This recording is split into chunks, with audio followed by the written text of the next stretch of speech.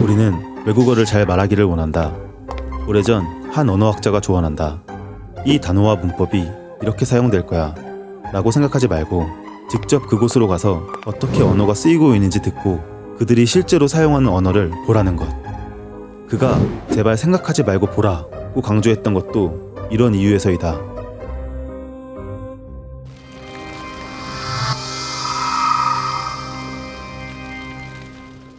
메를로퐁티, 생각과 언어는 분리되지 않는다.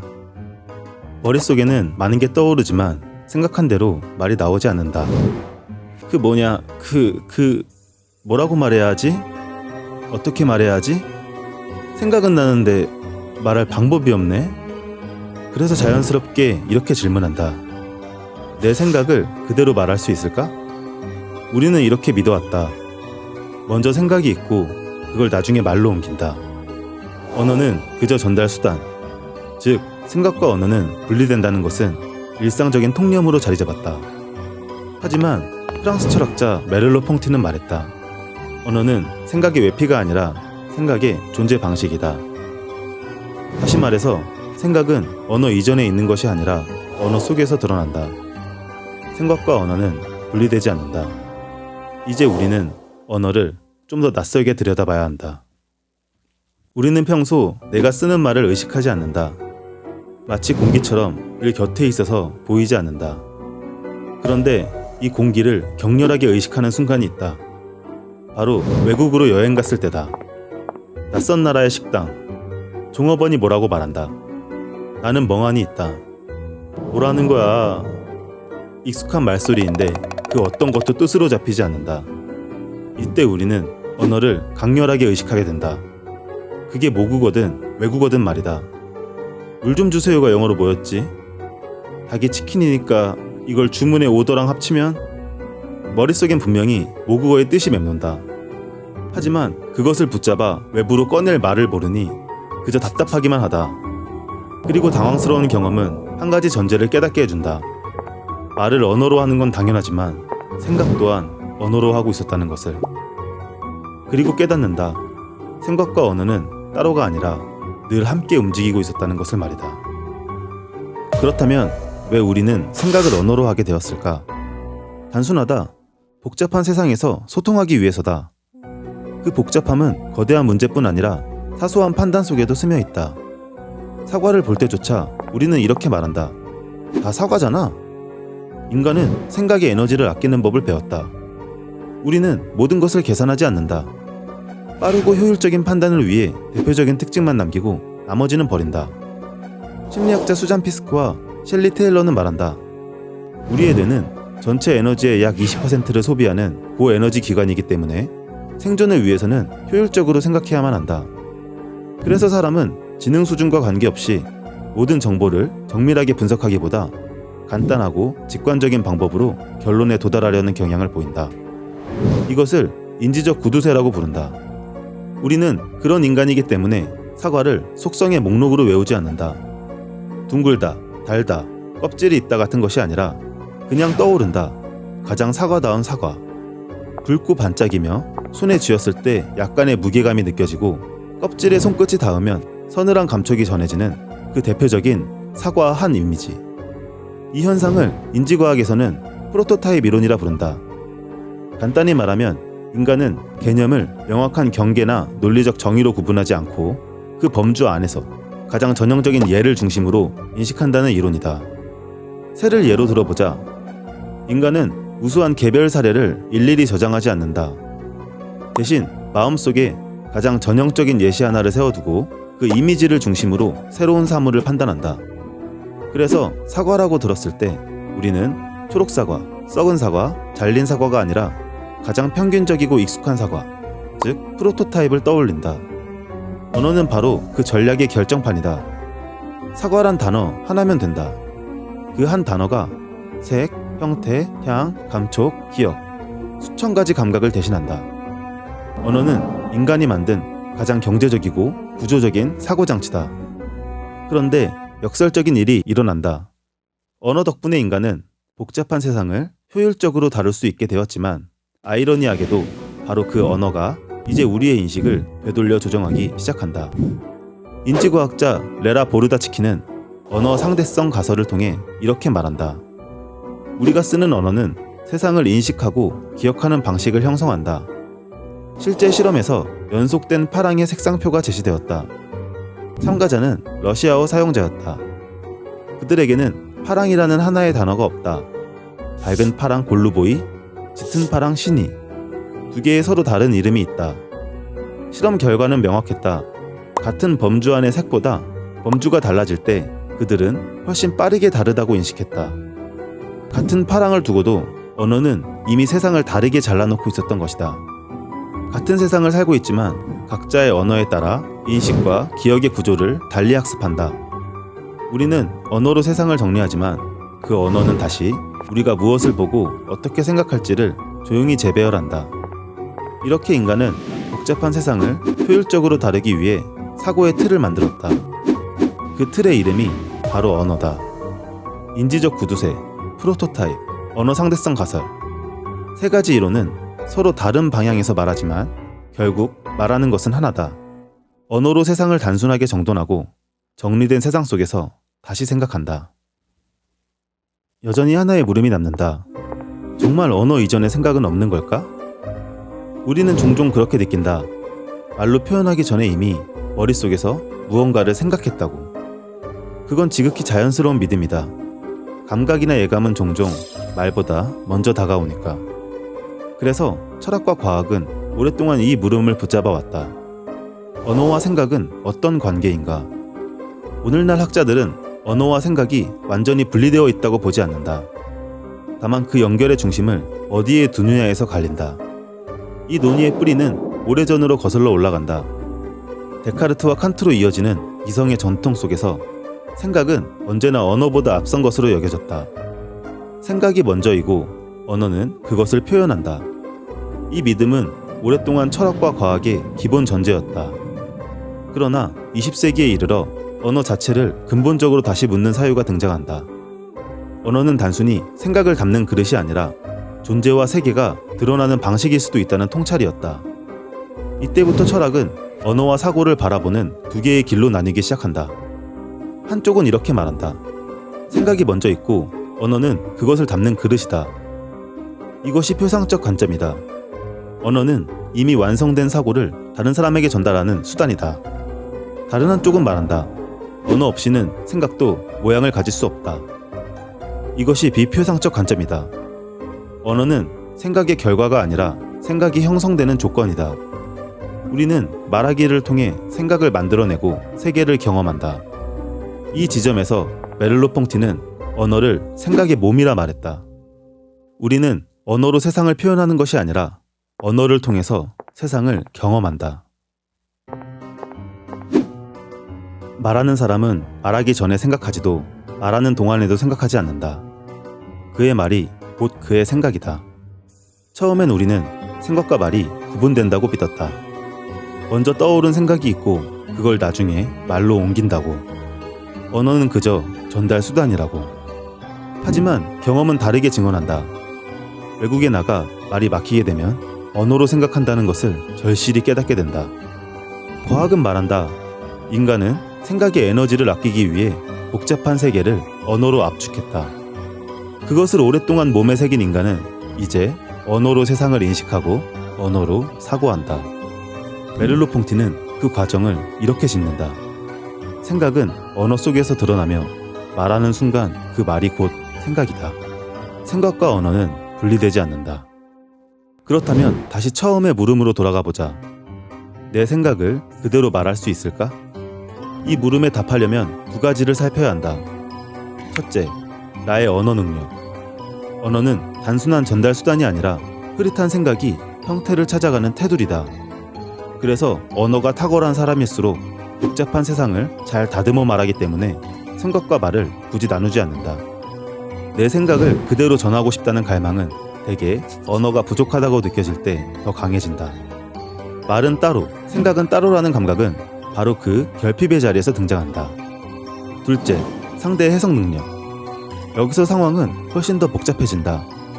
아무리 내가 완벽히 말해도 듣는 사람의 경험과 감정, 맥락이 개입해 의미는 언제든 다른 방향으로 비틀릴 수 있다. 그래서 모든 말은 언제나 손실을 안고 흘러간다. 그 손실은 누구도 완전히 통제할 수 없다.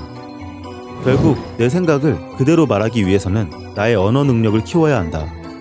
언어로 드러낼 수 없는 생각은 아직 형태를 갖추지 못한 생각일 가능성이 크다. 그런데 문제는 언어는 혼자 쓰는 것이 아니라는 점이다. 내가 아무리 정확히 말하려 해도 그 말은 결국 다른 사람의 세계 속으로 건너간다.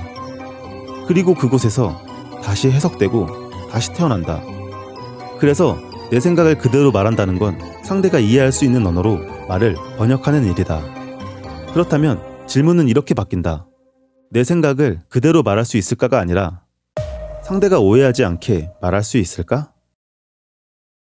오해 없는 소통은 불가능하다. 내가 찰떡같이 말해도 상대가 개떡처럼 알아듣는데 어떻게 소통이 가능하겠는가? 그런데 내가 개떡같이 말해도 상대가 찰떡같이 알아듣는다면 오해 없는 소통이 가능해진다. 그렇다면 말하기 기술도 소통 방식도 필요 없다. 결국 타인이란 존재가 문제다. 여기서 한 동양 철학자의 말을 빌려보자. 통발은 물고기를 잡은 뒤에 있고 울무는 토끼를 잡은 뒤에 있는다. 말은 뜻을 잡는 도구이니 뜻을 얻으면 말도 있는다. 내 어디에서 말을 잊은 사람을 만나 그와 함께 이야기할 수 있을 것인가? 겉으로 보기엔 말보다 뜻을 중시하라는 훈계 같지만 장자가 겨냥한 건 말과 뜻의 위계가 아니라 타자와의 소통이 낳는 난점이다. 말하지 않아도 알아요. 눈빛만으로 상대가 내 뜻을 파악하는 순간 그때는 정말로 표현 방식이 사라진다. 말은 사라지고 뜻만 남는다. 이것은 장자도 우리도 꿈꾸는 장면이다. 말을 넘어 이해가 통하는 순간. 하지만 솔직히 말하자. 그 순간은 거의 기적에 가깝다. 내가 아무리 잘 설명했다고 확신해도 상대의 해석은 언제든 그 확신을 무너뜨린다. 상대가 내 의도를 정확히 간파하는 일, 자신 또한 상대의 의중을 정확히 파악하는 일은 거의 불가능에 가깝다. 그래서 우리는 늘 의사소통의 절망 가장자리에 서 있다. 그런데 문제는 이럴수록 우리는 말을 아낀다는 것이다. 정치, 윤리, 종교처럼 가치가 걸린 대화에선 더더욱 말이다. 괜히 다툴까봐, 오해를 만들까봐, 침묵이 안전해 보이기 때문이다. 그러나 인간은 사회적 동물이다. 소통을 피할 수는 없다. 우리는 결국 말할 수밖에 없는 존재다. 바로 여기서 청년 비투겐슈타인의 물음이 시작된다. 무엇을 말할 수 있고 무엇을 말할 수 없는가? 그에게 의사소통의 절망을 줄이는 길은 먼저 경계를 분명히 긋는 것이었다. 말할 수 없는 것을 말하기 시작하는 순간 오해와 혼란은 커지지 않을까? 그래서 그는 선언했다. 말할 수 없는 것에 대해서는 침묵해야 한다.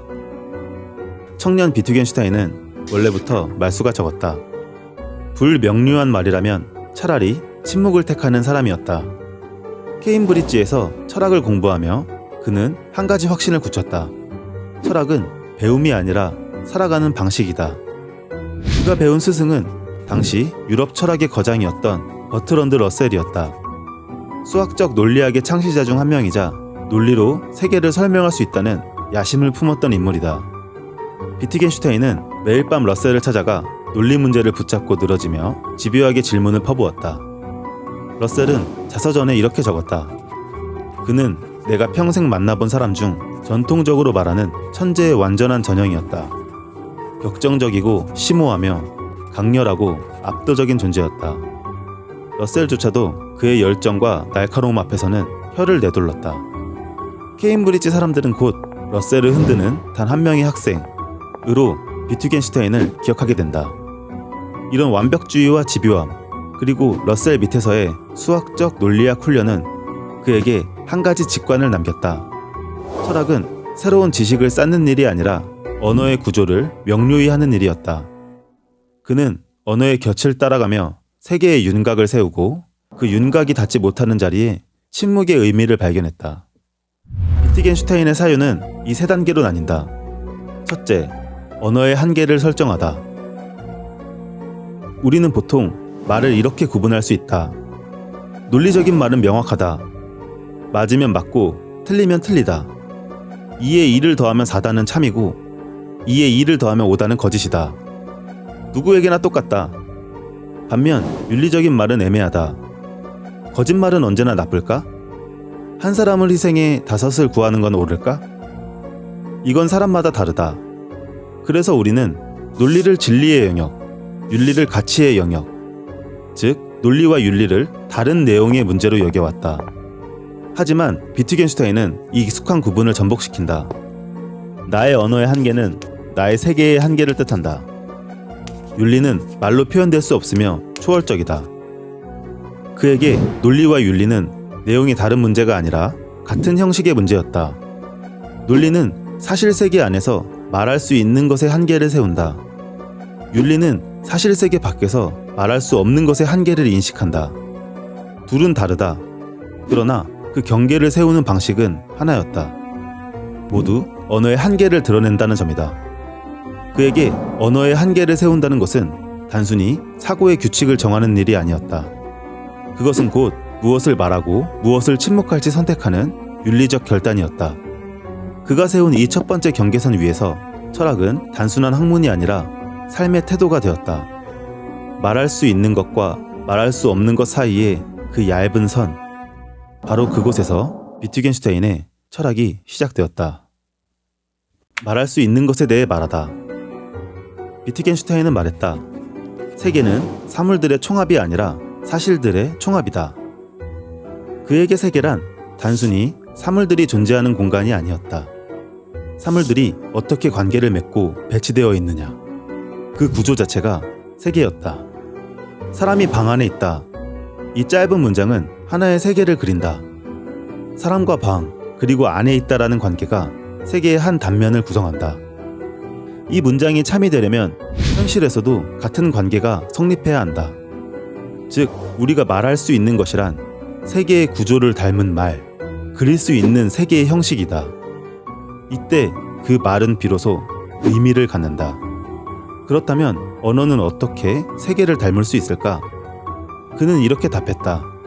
그림이 현실을 그릴 수 있으려면 그것과 논리적 형식을 공유해야 한다. 이 논리적 형식이 언어가 세계를 그릴 수 있는 이유다. 사람이 방 안에 있다. 사람이 방 밖에 있다. 같은 요소라도 배치가 달라지면 그 순간 전혀 다른 세계가 된다. 언어는 이 배치를 따라 세계의 구조를 그린다. 그 질서가 바로 논리적 형식이다. 사물들이 관계를 맺고 그 관계가 문장으로 표현될 수 있게 하는 세계와 언어의 공통된 질서였다. 그러나 닮지 못하는 문장은 세계에 닿지 못한 말이 된다. 사람이 방 안에 있으면서 동시에 밖에도 있다. 이 문장은 논리적 모순이다. 방이 배부르다. 이 문장은 범주의 혼란이다. 이런 말은 세계의 형식과 맞물리지 못하기에 의미를 잃은 말, 즉 말은 있지만 세계는 없는 말이 된다. 문장은 현실의 그림이다. 결국 비트겐슈타인에게 말할 수 있는 것에 대해 말한다는 것은 세계의 논리적 형식에 맞춰 명료하게 세계를 그리는 행위를 의미한다.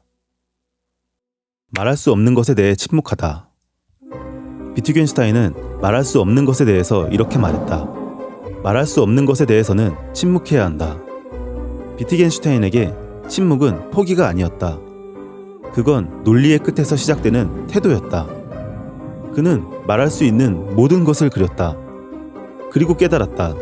우리가 진심으로 묻는 것들은 언제나 그 바깥에 있다. 무엇이 옳은가? 삶은 왜 의미가 있는가? 아름다움은 어디서 오는가?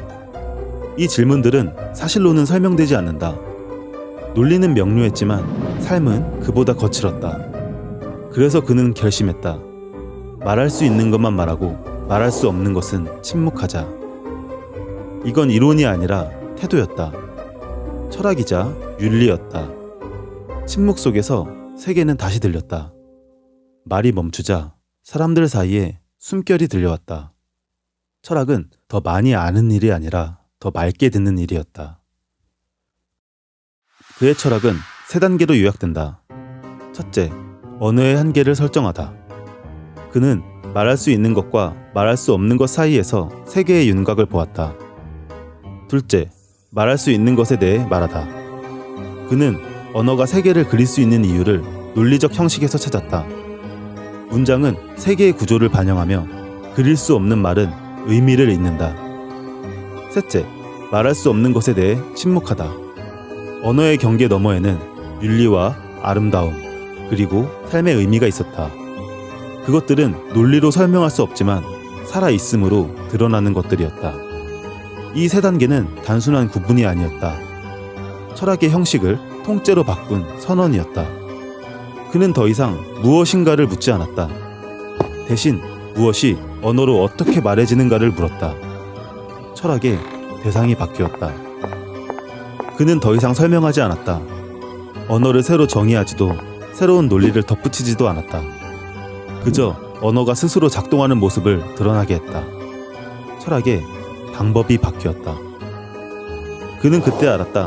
무엇을 말하느냐보다 무엇을 말하지 않느냐가 더 중요하다는 것을. 철학의 윤리가 바뀌었다.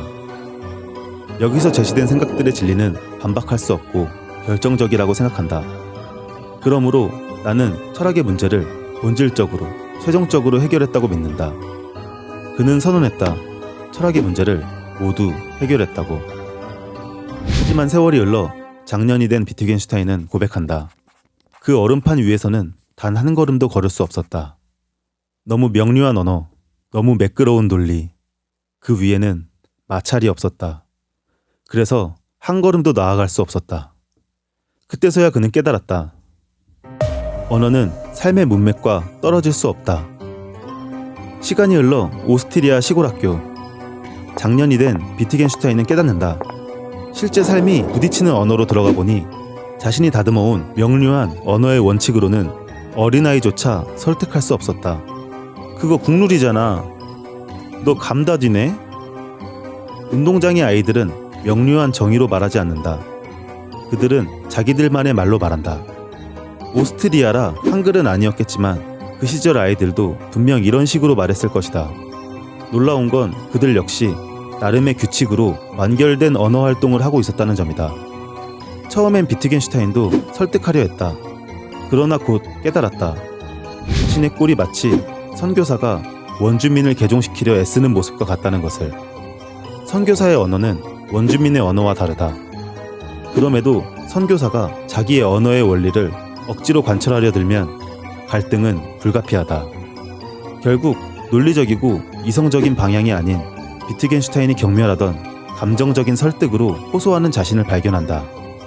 비트겐슈타인은 바로 그 선교사의 자기상을 오스트리아 시골 초등 교사로서의 자신의 모습에서 보았다. 그때 그는 깨달았다. 내가 세운 언어의 원칙은 세상의 보편이 아니었다. 언어는 이론이 아니라 생활 방식, 즉 삶의 형식에 딱 붙어 있었다. 말하는 행위는 생활 형식의 일부다. 장년 비트겐슈타인은 말한다. 생각하지 말고 보라. 사람들은 실제로 어떻게 말하고 있는가?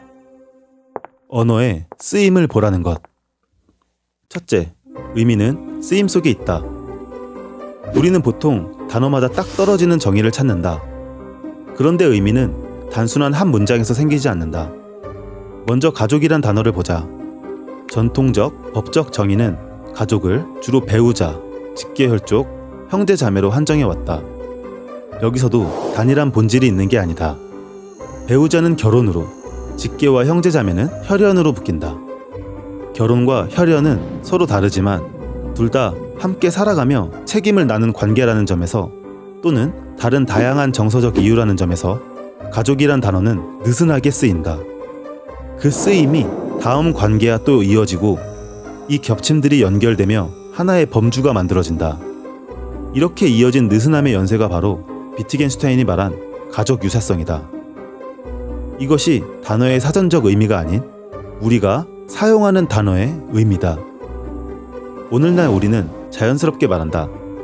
우리 집 뽀삐는 가족이야. 뽀삐는 개다. 결혼으로 묶인 것도 피로 이어진 것도 아니다.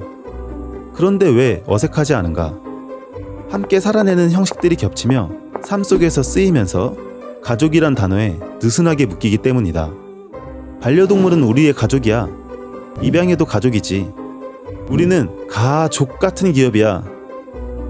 언어의 변화는 언제나 이렇게 시작된다. 정의가 바뀌어서가 아니라 사람들의 말이 먼저 변하기 때문에. 의미는 선행된 규칙이 아니라 말해지는 방식 속에서 서서히 형성되는 것. 작년 비트겐슈타인은 철학적 탐구에서 이렇게 말한다. 한 낱말의 의미는 언어 속에서 그것이 쓰이는 방식에 있다. 이 한 문장은 그의 청년기 철학을 완전히 뒤집는 선언이었다. 청년 비트겐슈타인은 논리 철학 논고에서 이렇게 썼다. 우리는 사실들의 그림을 우리 안에 만든다. 그때의 그는 언어가 세계를 그리는 거울이라고 믿었다. 낱말은 대상을 지시하고 문장은 세계의 상태를 그림처럼 재현한다고 생각했다. 하지만 세월이 흘러 그는 언어가 단지 대상을 그리는 도구가 아니라 삶 속에서 사용되는 행위임을 깨달았다. 언어를 말하는 행위는 하나의 활동이자 삶의 형식의 일부다. 이제 언어는 그림이 아니라 살아있는 움직임이 되었다. 뜻은 고정된 본질이 아니라 느슨한 연결에서 생기고 그 연결은 실제 삶 속에서 말해짐으로써 보여진다. 여기서 한 걸음만 더 가면 보인다. 가족은 왜 가족이라 불러요?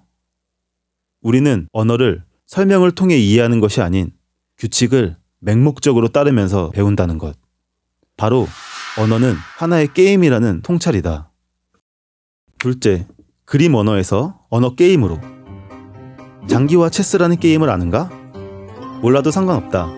이 두 게임의 핵심은 단 하나다. 모든 말은 정해진 규칙에 따라 움직인다. 장기에서 차는 직선으로만, 체스에서 비숍은 대각선으로만 움직인다.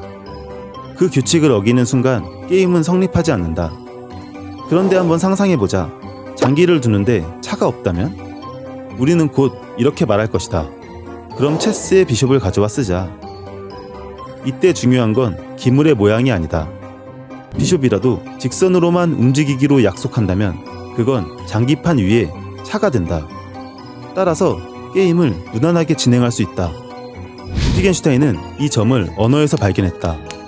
나는 또한 언어와 그것이 얽혀있는 행위들로 이루어진 전체를 언어 게임이라 부르겠다. 언어도 같다. 하나의 언어 안에는 이미 수많은 언어 게임이 공존한다.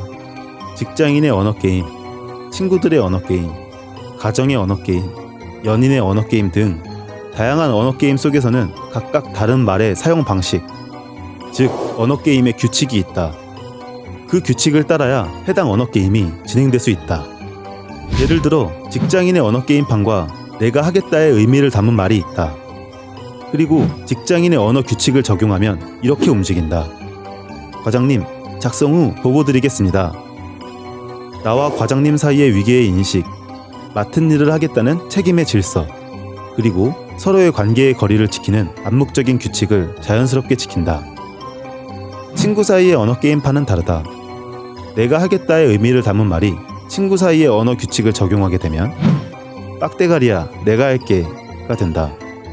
친구 사이의 언어 규칙은 나와 친구 사이의 평등, 친밀함, 서로의 거리를 지킬 생각 없는 무례함이라는 규칙이 자연스럽게 적용된다. 다른 친구 집단이라면 그곳의 언어 게임판은 또 달라진다. 여기는 욕하는 친구들이 아니야. 친구야, 내가 해볼게. 이 집단의 친구 사이의 언어 규칙은 나와 친구 사이의 평등, 약간의 거리감, 서로 욕할 정도는 아닌 서로에 대한 존중이라는 규칙을 자연스럽게 적용해 나간다. 말의 뜻은 모두 내가 하겠다로 같지만 각 문장은 각각 언어판의 규칙에 자연스럽게 맞춰져 있다.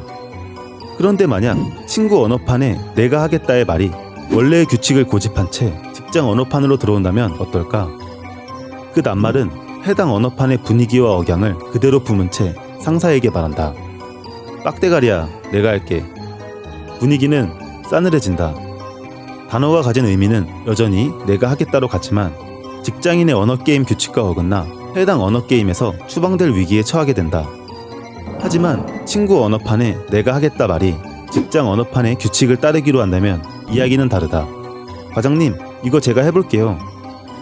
말의 형태가 달라져도 위계의 인식, 책임의 질서, 적당히 떨어진 관계의 거리라는 암묵적인 규칙을 자연스럽게 지킨다. 마치 비숍이 장기판 위에서 직선으로 움직이기로 약속한 것처럼 말이다. 이것이 언어게임의 본질이다. 규칙만 유지된다면 낱말의 형태는 바뀌어도 된다. 규칙을 지킨다면 돌멩이든 바둑알이든 상관없다. 그렇다면 우리는 언어게임의 규칙을 어떻게 따르고 있는가? 비트겐슈타인은 말한다. 내가 규칙을 따를 때 나는 선택하지 않는다. 나는 규칙을 맹목적으로 따른다. 언어란 논리나 개념으로 배우는 것이 아니라 공동체의 규칙을 따라 맹목적으로 따르는 행위다. 우리는 언어를 이유로 배우지 않는다. 그저 그렇게 말해야 하기 때문에 그렇게 배운다. 규칙을 지켜야 대화가, 즉 게임이 성립되기 때문이다. 맹목적. 이 단어는 본래 눈이 먼 상태를 뜻한다. 보지 못하기 때문에 분별하지 못하고 이성적 판단 없이 그저 따른다. 우리는 흔히 맹목적이라는 말을 부정적으로 쓴다. 생각 없이 믿는 것, 판단 없이 복종하는 것. 그러나 비트겐슈타인의 세계에서 맹목성은 결함이 아니라 게임이 시작되기 위한 조건이다. 언어를 배운다는 것은 생각 없이 믿어야 하고 판단 없이 복종해야 하는 것. 바로 그 맹목성의 자리에서 언어가 시작되기 때문이다. 나는 장기판에서 차를 직선으로 움직일지 대각선으로 움직일지 고민하지 않는다. 그저 정해진 규칙을 따라 움직인다. 만약 내가 왜 꼭 직선으로 가야 해? 라며 차를 대각선으로 움직인다면 상대는 나와 장기를 두지 않을 것이다. 게임은 성립되지 않는다. 언어도 같다. 왜 그렇게 말해야 해? 해당 게임판의 규칙을 무시하고 내 마음대로 말한다면 상대는 나와 대화하려고 하지 않을 것이다. 대화가 성립되지 않는다. 비트겐슈타인은 말한다.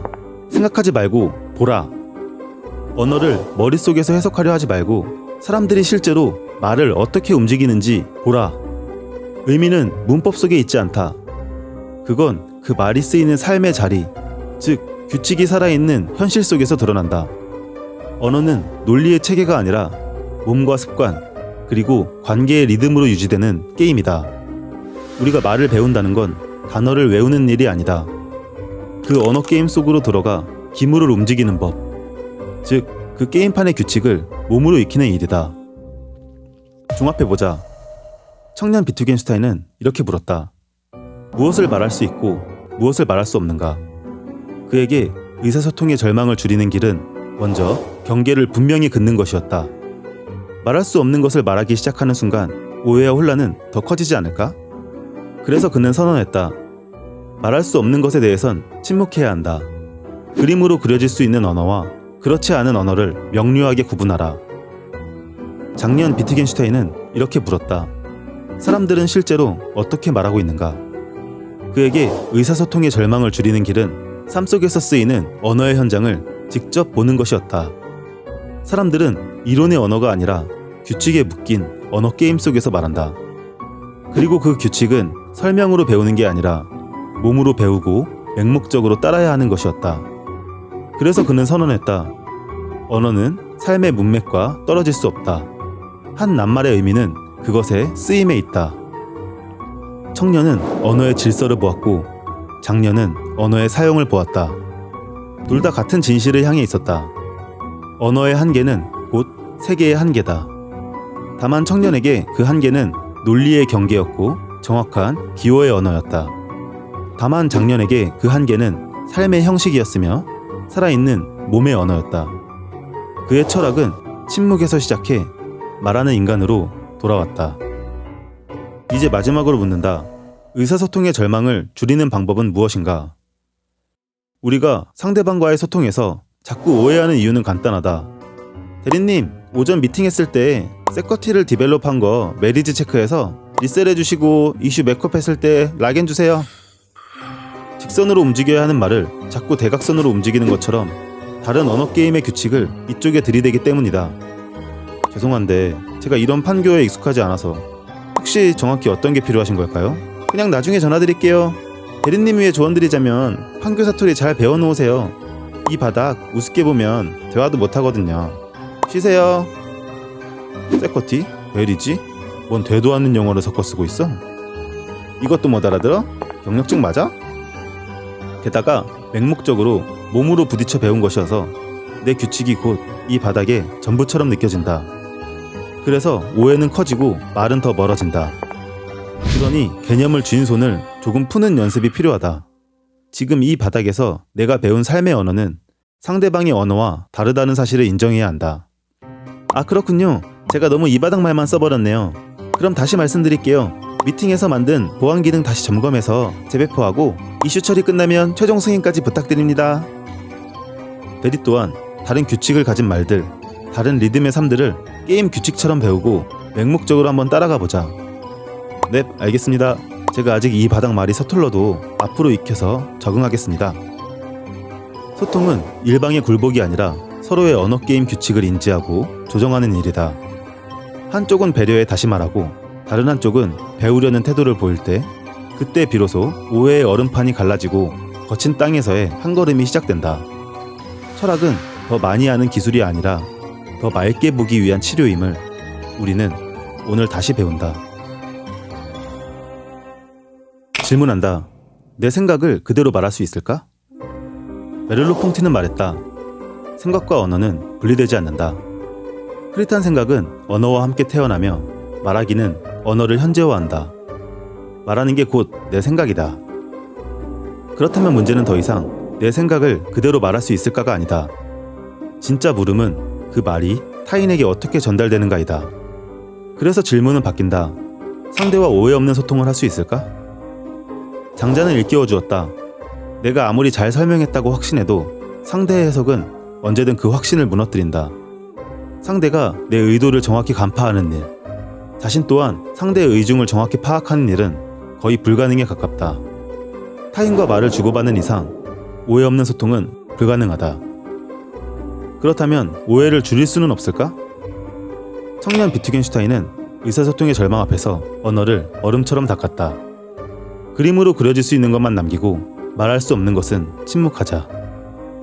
청년 비트겐슈타인은 이렇게 경계를 긋는 방식으로 오해를 줄이고자 했다. 그러나 작년이 된 그는 고백했다. 그 얼음판 위에서는 단 한 걸음도 걸을 수 없었다고. 언어는 매끄러운 이론이 아니라 삶 속에서 거칠게 쓰이는 언어 게임이었다.